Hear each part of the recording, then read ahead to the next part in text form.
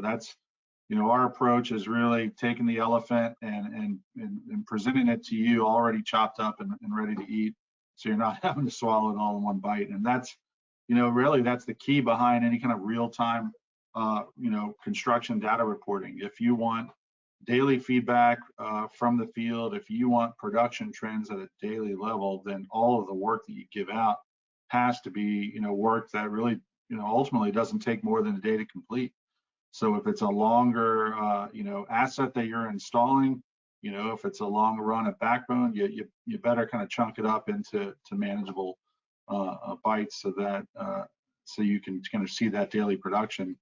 So how are y'all utilizing that on a kind of a day-to-day basis to streamline not only your processes, but Josh, your handover to your customer, Robbie, to your handover to your members ultimately.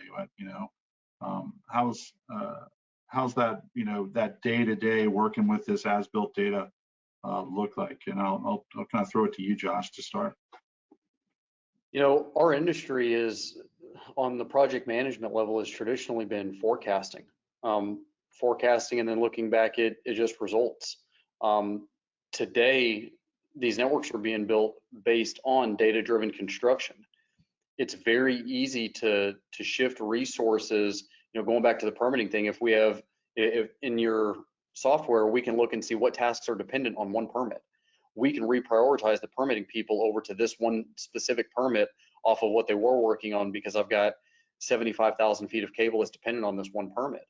If we know it's going to be a long lead time, we can go to another subsector and start finding work to keep those crews busy. Again, with labor shortages being what they are, the last thing in the world that you want is one of these crews to pick up and go to another project. The ability to be nimble with this and work, not just being able to prioritize through that, but work in multiple areas simultaneously. The software has become a force multiplier for all of us, that one person can do traditionally what we've had a team of 4 or 5 to have to do out here. Great. Robbie? Well, to kind of add on that, you're able to design how you want the software to work on the front end. So what we decided through Irby and working closely with Render was we want to lay this out and construct it in a manner that we can start turning it up as we build. And so, it's not a shotgun approach. We come in with Irby and we have a meeting and we look at these areas. We're like, well, here's our source. Here's where our fiber distribution hub is going to be. We're going to build outward from it, and we want to complete, 2 or 3 cabinet areas before we move to the next one.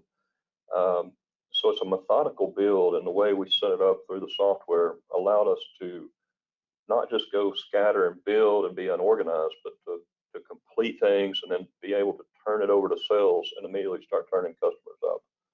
So that's been extremely helpful and beneficial to us as well.